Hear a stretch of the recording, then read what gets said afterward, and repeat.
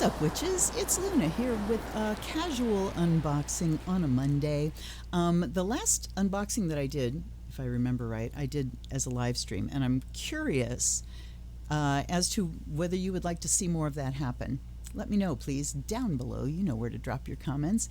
In the meantime, here's a really cool deck. Look at this. It's called the White Numen, Numen, a sacred animal tarot created by Alba RG. Now, I'm struck right off the bat by the art that's on the front, and I'll zoom in to let you see that closer, but let's just look at the packaging. So, White Numen, a sacred animal tarot, and we see a person here with wolves or hounds, and then we have another. Sterling Ethos is the publisher. Here's another image. Here's the White Numen Sacred Animal Tarot. And on the back it says, complete 78 card tarot deck with introductory booklet. Lighting your path to the spiritual realm, inspired by ancient rituals and stories of sacred animal spirits, White Numen Tarot forms a path to human reconnection with the natural world and spiritual realm. A stunning and original tarot deck by Alba Ballesta Gonzalez. Alba BBGG. Okay. Sterling Ethos. This says 121. I think it's... Well, we'll look at the copyright inside. At any rate, $24.95 US, $37.50 Canadian. But look, okay, here's my very first wow of this deck. We open the bottom.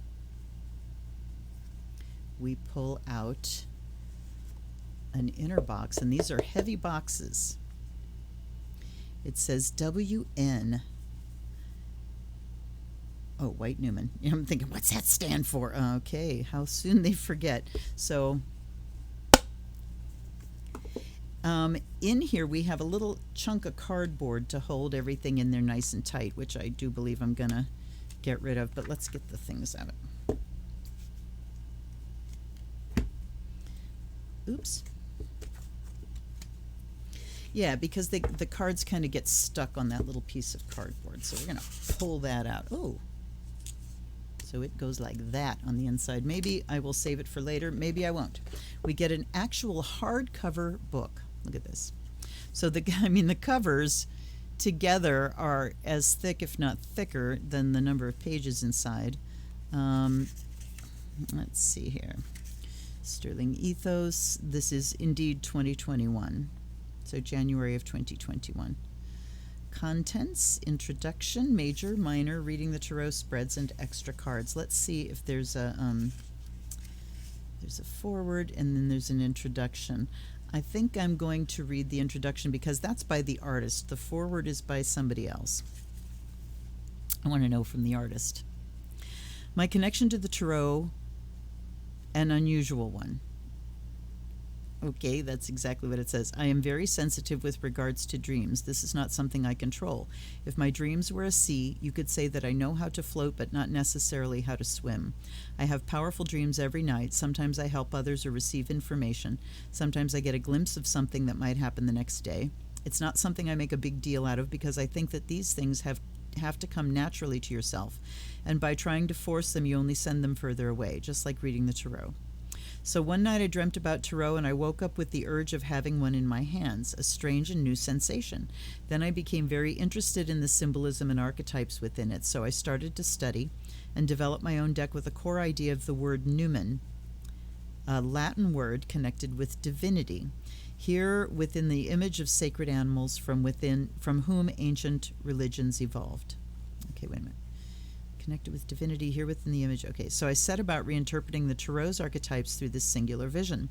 Archetypes are a very strong tool because our feelings come with ease when associating with them. We recognize our inner state in a very clear way. Just letting go and reflecting on these powerful images is enough to evoke insight. I hope you work with the White Numen Tarot without preconceptions, just observing and listening to your inner self. Let the archetypes, symbols, and Numen guide you. just as I work with my dreams, not pushing my emotions, just letting them come to me. I hope this tarot provides a path that we may all take together, each of us in our different shoes. Be kind, Alba. I just had to stop and put some drops in my eyes because they were itching so badly. So shout out to everybody that deals with autoimmune things and bad allergies. My immune system is partying on my ass. Okay, so here's inside the box. There's a little bit of little stars and animals and things. So anyway, cool packaging. Here are the Zoomiani. Luna, what are you doing? All right. Zoomy Inni. Here are the backs. So they are directional. We have like it looks like a pharaoh hound, and we have a sword and a pentacle and a wand and a cup. We see all of them, but we see the hound in the upright position, and in the reversed we see herons, ibises, birds like that. All right. I love the colors. And now let's take a look. I'm going to pull my curtains so you can see. And you know what? I'm going to do this. There we go. That's a little bit better, eh? So here's the Fool, and that indeed was the image that was on the front of the box. And we have a person, looks female, with her little sack over her shoulder, holding a blue lotus. That is imagery from Buddhism, and I think from Hinduism as well. It's a night blooming flower, and the symbol of the lotus is it comes out of dark water and mud, icky sticky mud, to bloom in this beautiful thing. So it's a symbol of enlightenment. And then she's got her pack with her, not just one, but her pack. Then we have the Magician. The style is kind of anime. I would call it anime or manga style, but it is still a distinct style within that. The Magician, do we see there's the infinity sign? He's holding a staff, and there's a snake and some birds, but I don't see, all right, there's a pentacle. There's not an athame. We don't have the standard imagery. So right away we know we're departing. I mean, we knew that with the Fool card. Here is the High Priestess.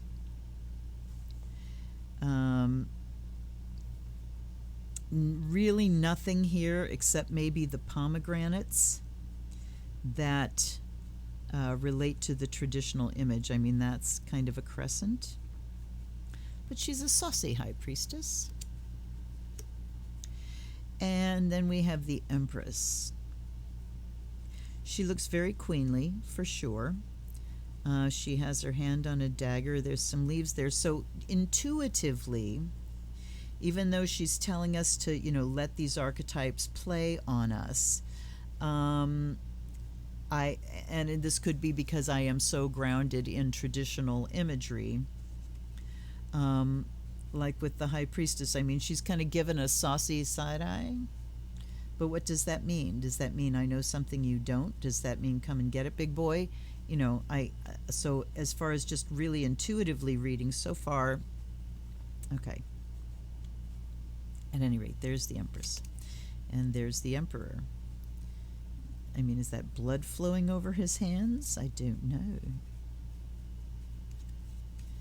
The Hierophant. There's that traditional symbol in the crown, and I guess those two critters could be supplicants. Certainly have towers kind of behind. The Lovers. This is kind of androgynous. We've got, we make sure the nip-nops are in there. But this could be male, that could be female. Could go either way. The Chariot. We are on a water buffalo going through deep water. Very different from the idea. So this is a boat. Very different from the idea of the normal chariot with horses or sphinxes or whatever's pulling it over land. Strength. Okay, this is probably, besides the Fool, the closest to traditional so far. The Woman and the Tiger. I do find the images attractive. I will say that. The colors are nice. There's a good variation. Some cards have a strong monochromatic vibe to them, and then some don't. Here's the Hermit. The lamp. We've got all these little, like, sploogies coming off of things, is what I would call them. Does he have a mask on or a headdress? It looks like it. Wheel of Fortune. Do have a bit of the traditional back there. Lots of daggers. Justice. Holding the scales down, the sword is pointing down. A nice little saucy garter on her leg there, as we always see in the courts. I am going to pour myself some tea. I made some thyme tea before I started because my allergies are so bad. Okay. Hanged Man. There's a Y called Bandy Legs. Traditional enough, hanging upside down. Interesting kind of face with a big old beard, hanging upside down as well. All right. The Death card. I find that very appealing on a pale horse. She's kind of like the High Priestess almost. She's got a crescent on her head. And there's Temperance. Very moody looking faces. So you don't look to the faces in this deck for information from the card necessarily, because they all have that kind of moody look. Except for the Devil. The Devil's looking rather self-possessed and self-pleased, and with a one blind eye. That's an interesting image. I don't know what the triangle above is. Okay, I'm going to take a look in. Also noticing here, as I expected, that we do not have reverse meanings for these. Justice, Death. Okay, the Devil. So let's take a look at how these are described since I'm in here. Right off we get, there's a page for every card. You get a little full color image. Keywords: temptation, manipulation, beauty. Beauty. The Bible describes Lucifer as the angel whose beauty surpassed the rest. The fall took its toll, yet he remains more beguiling and seductive than the goat beast as which he is sometimes depicted, and all the more terrifying for it. The left eye is void of sight and bruised with experience. The right, a black mass of creativity, inspiration, and temptation. The reversed pentagram on his forehead represents desires that overcome reason. Interesting. With renewed strength and subtly new forms, the omnipotence of the devil adapts to each new age. The devil confronts us with the terror of living alongside the evil of the world. Okay, we mention everything except the thing floating above her head, so we don't get full descriptions. The Tower, holy moly. So we don't actually see a lightning-struck tower here. What we see is a warrior kind of person pierced with arrows. Certainly the idea of downfall, but not really the idea of the downfall of structure. Okay. The Star. I'm just seeing now her signature, which is not on the other cards. Okay, so her signature shows up on the Star card. Then we have the Moon with coyotes pouncing. The Sun. Judgment. Now see, Judgment, I mean, you see her doing this. So this is like your judgment is in your mind. It's not a reflection of the absolute value of things, because things don't have an absolute value. But this just says, here's what I think. It's my judgment. The World. So we don't have anything traditional here. If you didn't know that was the World card, would you know that's the World card? No. You might even guess the High Priestess because of the crescent and the moon. All right, now we are into the suits. Ace of Wands. Definitely has a fiery feel to it. Look at all the hands reaching up there. The 2. All right, we see the 2 wands and some serpents. The 3 is looking out. There's the serpent again. He's kind of looking out, but we don't see what he's looking at. We see what he's looking away from. And then we have the 4. And again, both looking female, so not really, the allusion to marriage, but the allusion to creating something, togetherness, the collaboration, that's certainly there. The 5. This is a very restful 5 of Wands. Usually 5 of Wands has a lot of energy to it because everybody's wand is going in a different direction, and you have those, dynamic diagonals. But this one, we've got almost a cage built around. There's 2 wands there, 2 wands there, and she's holding one this way, kind of. Let's see how traditional the meanings are for the minors while we're at it. Aha. Okay, so once we're out of the majors and we go to the minors, she has wands, cups, swords, pentacles, just a brief description. Minors are everyday matter. Court cards relate to people, yourself or others. Okay. And then when we go into the minors, we have just small descriptions of each. So the 5 here. The sacred ceremony commences with the initiate standing amidst 4 priestesses. Oh, okay, wait. Do we have... It looks like she's telling her own story with each of the suits. There are connections between the numbers in each suit. All the aces mean something similar, blah, blah, blah. All right, so the ace said the tribe together grasps toward the wand of fire and all the creative, empowering, and destructive ways it will affect their lives. An expression of primal will at the start of the endeavor. And then... All right. The 2, the young mage has the world in his hands, must prove his potential. 3, the wise mage pierces 3 wands firmly into the ground, reflecting the confidence he has. 4, a mother leads her daughter to an ancient cult. 5, the sacred ceremony commences with an initiate standing amidst 4 priestesses. Her wand opposes theirs. It is only through challenge and that initiate's full potential full potential will be realized. The English isn't perfect. 6 of Wands, a young man moves at speed to secure the laurel of his victory. Okay, so it's not a continuous story. There's the victory card, certainly looking. 7 of Wands. Okay, we certainly see the challenge and the force between them, standing your ground. Look at the 8. So serpents certainly seem to be the critter of the wands.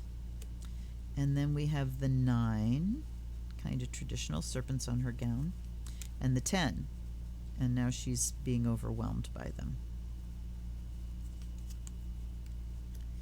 Here's the page. The knight on a camel. So definitely we've got the fiery in this deck. There's the queen. Ooh, I find her very appealing. And the king. It almost seems like the court cards are more fleshed out. I'm not sure. Okay, hold on.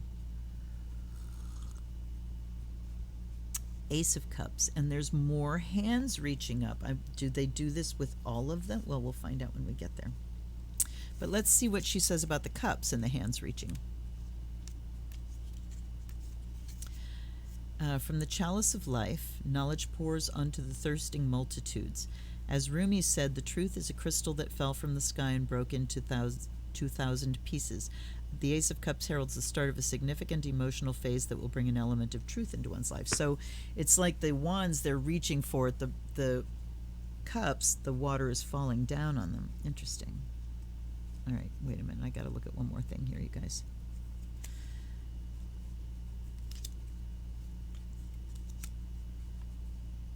Just looking at the hands to see how similar they are. All right.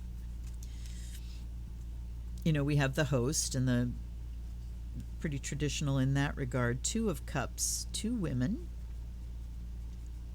dancing together. It certainly is a lesbian-friendly deck.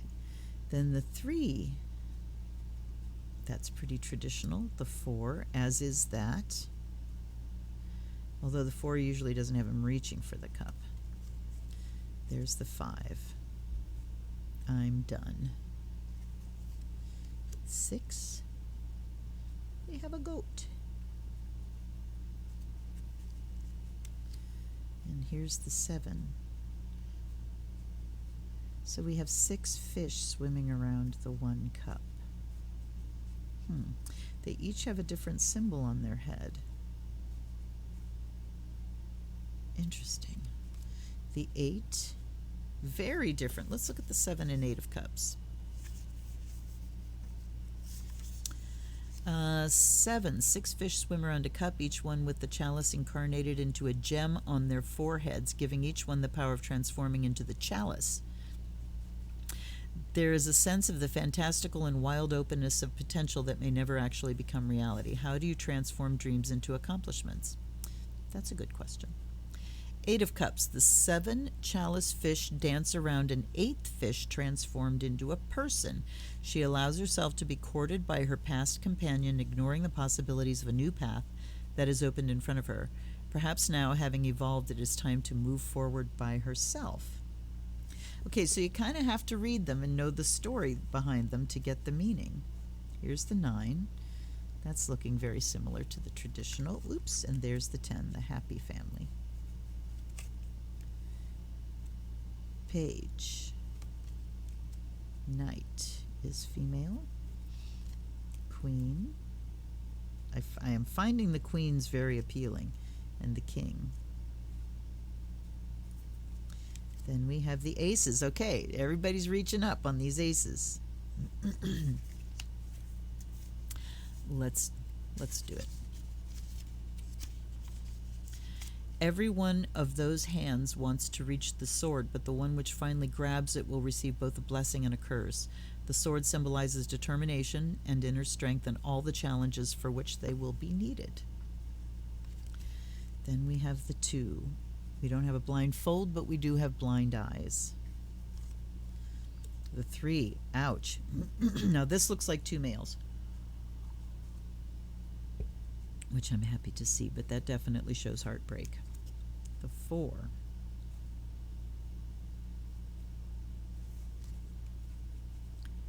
The 5. Look at the black and the white birds. And the 4 definitely has that kind of rest and respite, but here's the 6. Okay. In a boat, moving forward. We have the birds in this suit. So we had the snakes, we had the fish, the swords are birds. Here's the 7. Somebody about to get his head cut off. The 8. So she has an eye patch on one eye and the other eye is blind, and she's holding a chicken. The 9. She doesn't look like she's having a bad time. She looks like she's just sort of wiped out by it. I want to know what these 2 things are.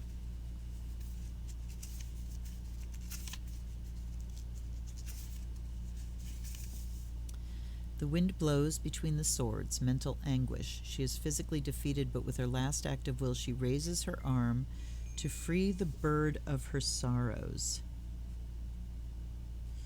To free the bird of her sorrows. I don't really understand. Okay. 10 of Swords. Well, there we go. Still looking pretty peaceful. Page. Knight. All the knights are female. Queen. And King. And we have the Ace of Pentacles. So let's find out what the hands are about in this one. The hands grasp toward the great disk which rules over the world's material fates. Inner value in the everyday world becomes clear. New endeavors, financially and in home life, will prosper. All right. Then we've got the 2. I love the black-white yin-yang juggling and the infinity symbol there. The 3, we definitely have the green of earth in this suit. Looking for the critters. Perhaps they're just the plants. There's the 4. The 5. Out in the snow, the idea of barrenness. The 6. Very Egyptian. You know, a lot of these have a really strong Egyptian vibe to them. A man moves forward in the sand, barefoot and unshrouded, with only his spirit guide for company. So we get these little, I don't know, weaselly? In one hand holds the scale symbol of balance, in the other the laurel branch. He's on a path of purification and initiation. The spirit and the initiate are in harmony, each giving to each other in order to cross the desert. Give, receive, and grow. So there is the give-receive, but she gets there in a very different way. 7 of Pentacles. Harvest. The 8. Look at the masks. And again, we don't see like a consistent critter. There are birds. The 9. The 10. There's the pack.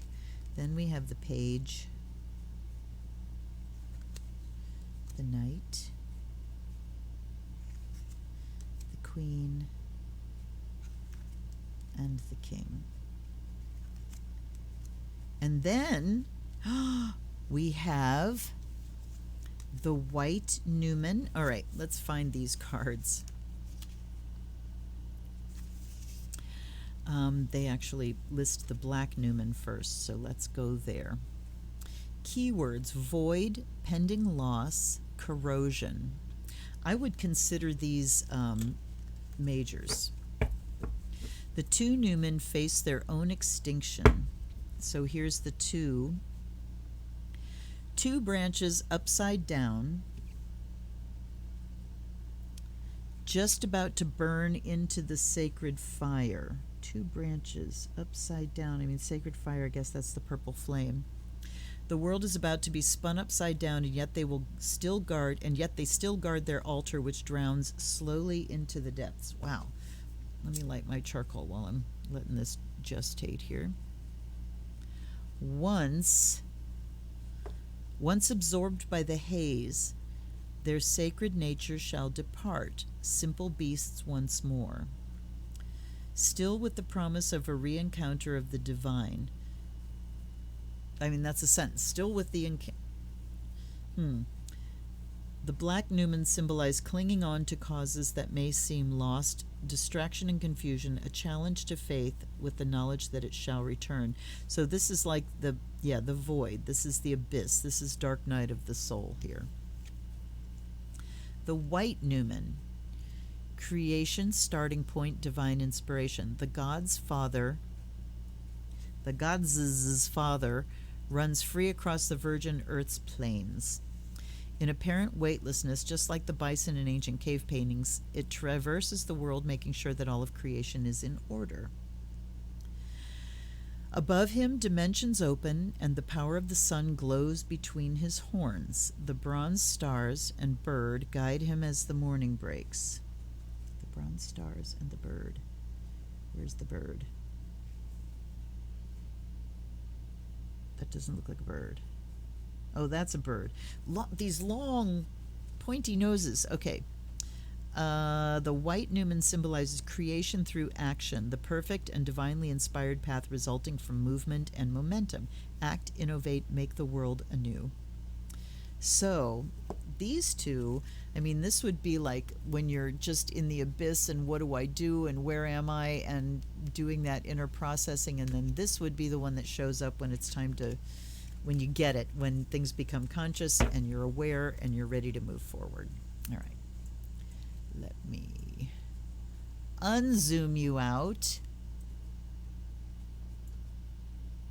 And let's do a reading.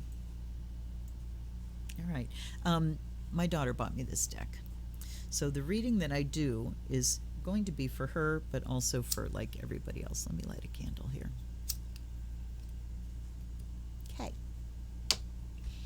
And let's do the full thing. Let's do a smoke cleanse. And a salt water blessing. And let's invite in guides and guardians, allies and ancestors. Thank you for your presence here. Thank you for unboxing this deck with me. And I ask you, please, for clear information that all of my viewers will find something useful in. And I offer you fresh water and the fire of Azrael, that this deck might be infused with the power of divination. It already wants to split in the middle, so let's see how it shuffles. Ooh, it's stiff. I mean, it is pretty chunky, as you can see, and it is pretty stiff. So I'm going to do it the splitty way. Let's see when we split it down. That's a little better. And I think working with it will loosen it up.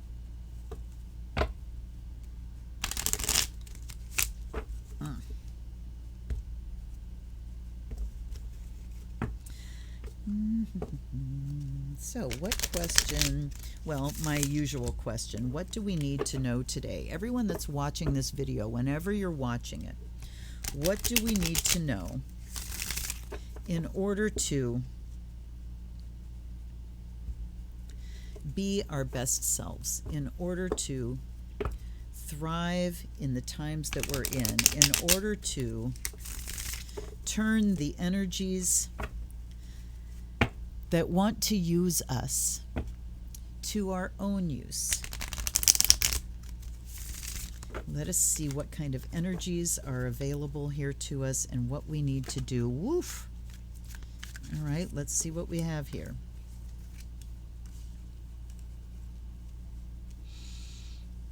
All right.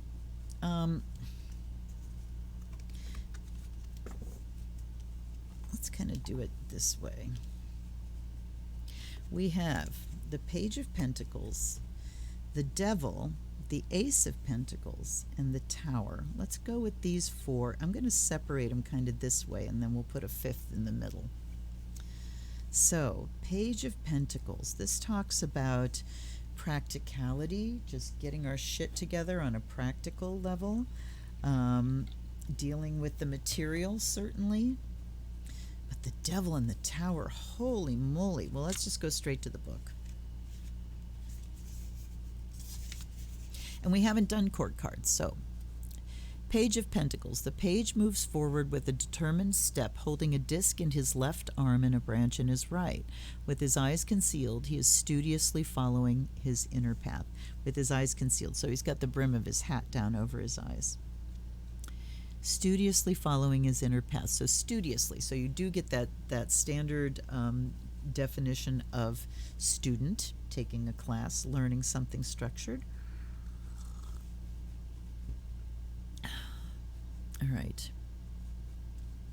Following the inner path. So what it's telling us right off the bat here is we definitely need to be in touch internally. No matter how focused we are externally, we need to keep an eye to what's going on internally. So I'll ask you, how you doing today? How you doing? Are you feeling okay? Yesterday I was not okay. I was not okay by a long stretch. Terrible depression. And I realize, you know, it is my autoimmune stuff, and it's really kicking up, and that just goes along with feeling shitty. So yeah, the check-in. Check in with yourself. How are you feeling? How are you doing? How willing are you to let that in so that you can be with it, just be there where you are. So this right here, okay, the first card, talking about checking in internally. there's a lot of information to be had just with that simple act of going, how am I doing? Because if we're not doing okay, we might be in run mode.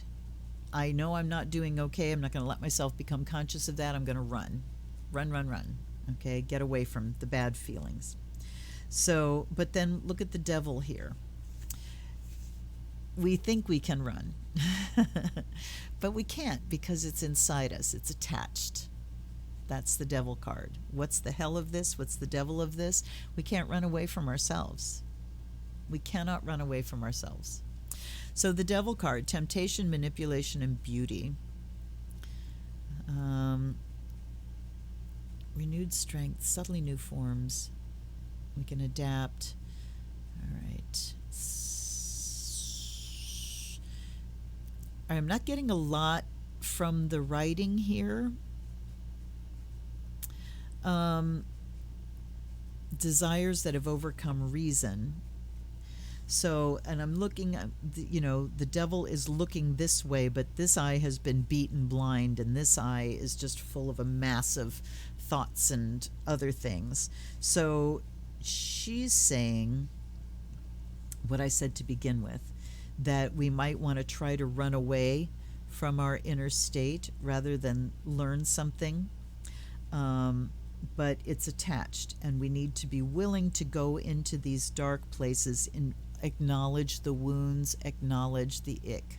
Okay, now we've got the Ace of Pentacles, and this talks, of course, about a new beginning. The world's material forces, inner value in the everyday world, new endeavors financially will prosper. Okay, so so this also, if I look at these two together, we're talking about being ready to approach something in a step-by-step manner, in a studious manner, in a practical manner, in order to start something new. In order to start, so this could be a new place to live, a new job, a new source of income that we're reaching after. But then we've got the Tower. Damn.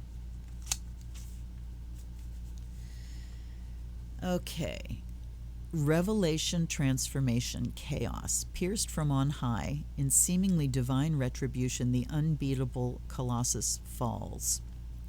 So assured, so confident, nearly to the point of arrogance, his assumptions of invincibility are now rudely shattered. The shock of being vulnerable is equal to the pain of the piercing arrows. Towering columns, Babel-like in their expression of human hubris and vanity, remain standing. So here's the columns. For now. But assumptions are questioned. Are we truly godlike? How firm are our foundations? When all is destroyed, how do we rebuild? It is through the Tower that these questions will be answered. All right, so the devil above here is saying we need to detach some shit. It's time to let some things go. If we want to move forward in a practical way, if we want a new start in the practical, we have to deal with the spiritual. We have to deal with the psychological. We have to deal with the trauma. So the devil says there's still some things, some opinions, some ideas that are deeply embedded and deeply attached. And if we continue that attachment, that we're set up for a downfall here. Let's take another one. All right, those flew out of the deck, so I'm keen to shuffle and see if another one comes out. If not, I will do a spread and pick from the center.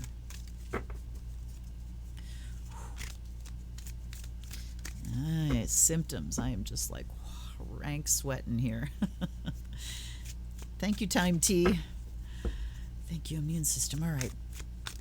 Oh, okay. There goes a pile. And I'm going to take the one that landed face up.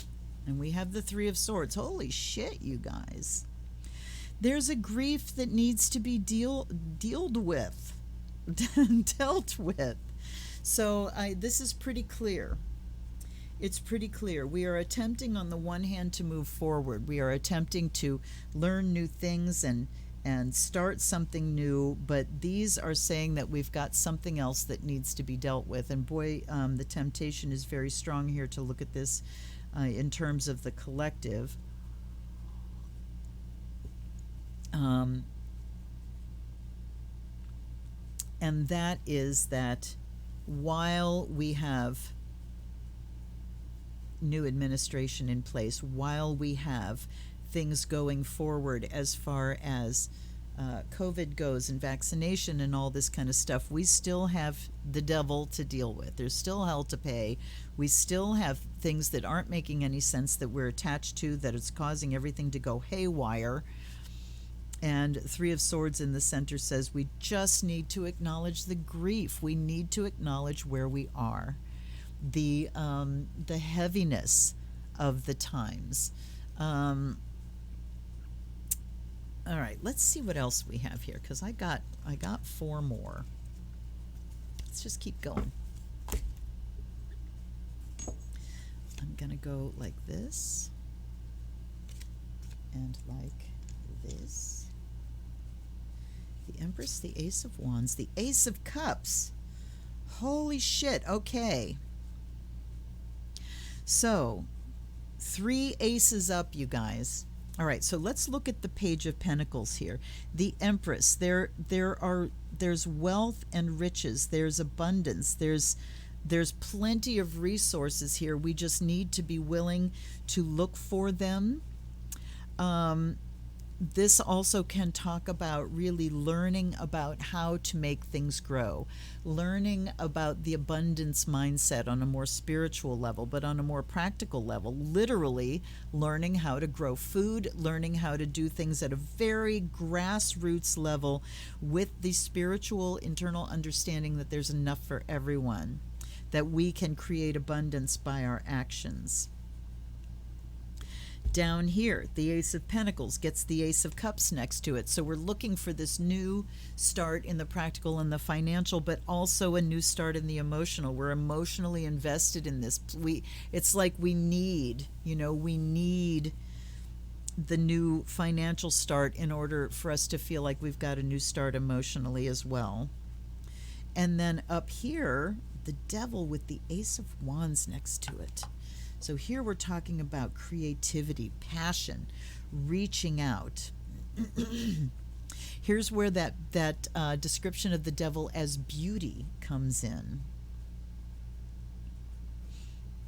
All right, let me move down here.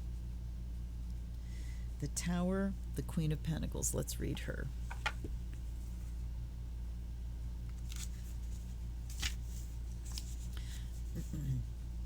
She sits upon her throne in a defiant mode, absolutely. Perhaps this is an expression of her vanity, or perhaps it is our own envy and admiration when looking upon her. As the plants that grow around her throne show, this queen has an easy affinity with nature. Healing is amongst her many talents. So, I'm glad she came at the end here, because she talks about healing, that this is a healing process that we're going through. And, as we're being shown the places where we're stuck, the places where we're attached, what are we attached to? Our old way of life. We're attached to the capitalist way. We're attached to what we were trained in, We are attached to what we've been taught. Because what we've been taught is what to value. Whether that's something of actual real value or not, we've been taught what to value. And so we have these grasping hands here. Still, oh wow, look at this. Okay, so what's really holding us back here too is that we are still so actively reaching for and grasping after the things we're attached to. Where is that going to take us? Into downfall. But that downfall is probably what we need in order to achieve healing. I'm going to look at the Three of Swords. The book is so little. Okay. One man consoles his compatriot who's been pierced by 3 swords. Was the source of the pain an enemy in plain sight, or was it treachery? Okay. So centrally, we just have this heartache to deal with. Heartache, ass ache, pains in the ass. We need to learn how to grow from this. This is like a really positive side over here. Our lessons are in self-care, self-nurturing, how to care for ourselves, how to care for each other in practical terms. In practical terms, all right? I'm looking at the Empress mirroring the Queen of Pentacles over here. So talking about healing modalities on a practical level, healing modalities in order to express this Empress energy of nurturing and caring. But the 3 aces, you know, we want a new start so badly. We want a new start so badly. And the only ace that's not here is the Ace of Swords. So this is what I would call the 3 positive aces. I call the Ace of Swords a negative ace because it is a beginning that comes from what you end. So the ending is the beginning. But these, you know, I would also say the new beginning is right here. If we're willing to let go of what we're attached to and we're willing to let the old towers fall, the old bastions of capitalism and you know, quote unquote democracy. If we are willing to let those things tumble and fall, this is kind of taking me back to when, you know, the government has bailed out companies and bailed out banks that, you know, got there because they fucked up and we bailed them out. We didn't let them fall. Too big to fail, right? We didn't let them fail. Some things need to fail here in order for the new beginnings and for healing to happen. But at the center is to acknowledge that there is grief. Acknowledge that things are shitty and how we feel in order to claim the good feelings that we're still capable of and still, you know, are generating. We have to acknowledge the bad ones. And I'm at a place where I need to watch a movie or something that's going to make me sob my ass off because I've got a big one in here that just needs to get out. It's hard to make it get out. So beginnings are here if we are willing to let go of the old shit that's attached, the old things that we are too afraid to think of what would society be like without them. We're too afraid. But we have the ability to heal, and the only other major arcana is the Empress. If we turn to the feminine, if we turn to the mother and learn that kind of nurturing, practice it for ourselves first, learn, practice it for ourselves, new beginnings, new starts, all over the place. Wow. Well, hey, ya. We certainly got a read out of it, didn't we? No matter what, you know, what the initial impression was, it certainly read very well. Okay. I want to look again. Wait a minute. I want to look at the back of the book and see what else it gives us as far as readings and stuff. Okay, so there's the 2 Numen cards. Oh, nothing. Really? Oh, no. That's fascinating. So we have all of the card meanings together here, and then we go into reading the tarot. She only mentions those Numen cards at the very end of the book. All right. There's no right or wrong way to read the tarot. There's only your way. Yes. With practice, your methods will change and your skills will most likely improve too. The best advice is to read the tarot often and be open to new ways of working with the cards. Be curious and don't be ashamed to borrow from others. The tarot community is all the stronger when we share and learn from each other. Sitting O for that one. That's a wonderful paragraph there. We all need to start somewhere. Here's a step-by-step guide for one way of reading the cards. So she goes through, prepare them, talking about leaving them out under a new or full moon. Choose your question with care, select your spread, shuffle, fan them out. The querent selects the cards. First, look at how each card relates to its position in the spread. Take your time, then speak. Does the querent have any questions? Pardon me. Spreads. 1 card spread. Beginners start here, it says. 4 card spreads. Isn't that funny that it was a 4 card to begin with? So it can be past, present, future, and advice. Positive, negative result advice. Note, the advice in both of these spreads will normally refer to the negative card or the outcome. To get the most from the advice card, think about where you felt uncertainty in the rest of the reading and use your intuition to work out what fits best. Okay, and then Bond of the Numen. This spread unlocks where the Numen appear and support in your life. Whilst relatively simple, it requires a slightly different approach in the way the cards are read. The focus in this spread is where the Numen appear and how do they interact in the card. Do they give counsel? Do they support or perhaps obstruct? Not all cards contain a Numen. Oh, hold up. All right, I got to go through and find these boys. Oh, there's the Ace of Swords.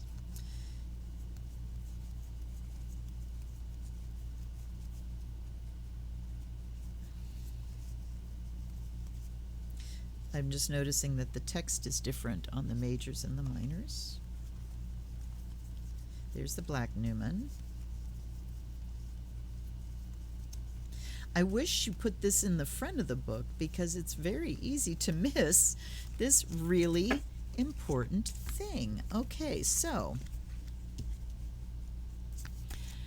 how do they interact in the card? In these cases, this suggests a lack of their involvement in this realm, and the card should be considered less significant. The one card that matters not if a Numen appears is the advice card. This is the Spirit's message to you. Heed well. Consider the spread and activation of the deck. Henceforth, you can call upon the Numen for their advice in a one-card draw. Look at this, you guys. It was a 5-card spread. 4 and 1 in the middle. And then a 6th. So number 1 is the air. How do the Numen interact in the realm of the mind? Look carefully if the Swords suit appears. So the Numen, I mean, we've got these dudes and then the bull.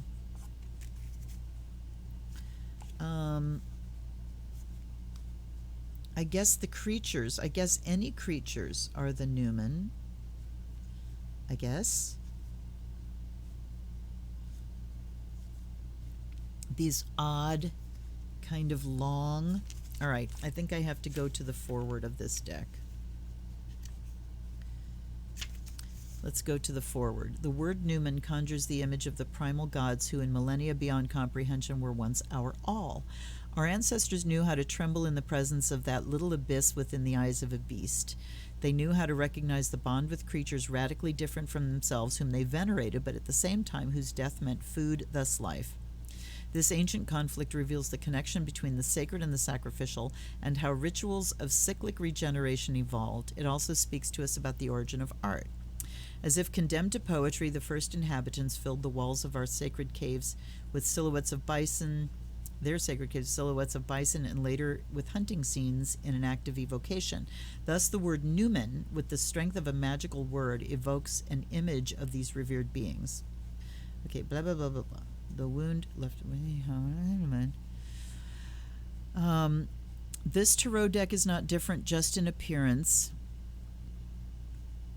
If we can open our eyes to the path of ancient self-knowledge suggested by these cards, we will uncover the deep wound that unifies us as a species, that of being exiled from our own home, the world. The image of the white Numen tries to symbolically close that wound to help uncover a path before we say farewell. I think that within Alba's art, there's always some of that severe kindness, that healing potential, but with the white Numen Tarot, she offers us the possibility. Okay, so it really doesn't tell us. I guess the Numen are just the creatures that are in the odd creature. I mean, there's one, there's the bull, there's a tiger. Birds, there's one, there's the birds, there's snakes, there's them. So I guess, yeah, I guess it's just about the animals.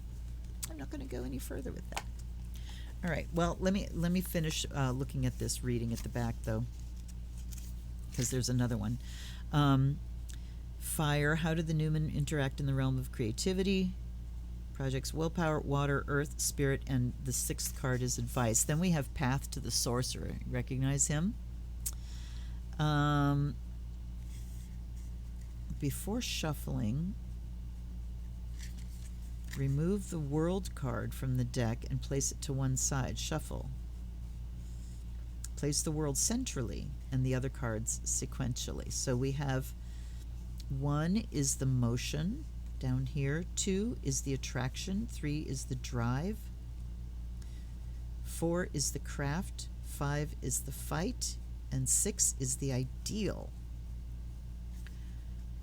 So 1, the motion, first steps. How do you begin your path toward the sorcerer, which is what that figure is from the cave art. 2 is the attraction. What can you do to pull the spirits closer to you?